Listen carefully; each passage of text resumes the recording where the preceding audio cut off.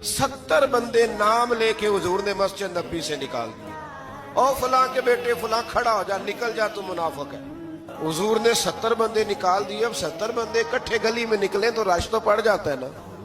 हजरत Umar Farooq late हो गए, जुमे में आ रहे थे। इनको जाते हुए देखा तो उमर फारूक फरमाने लगे जुमा हो गया है भाई, 70 बंदे निकल आए बाहर, जुमा हो गया है।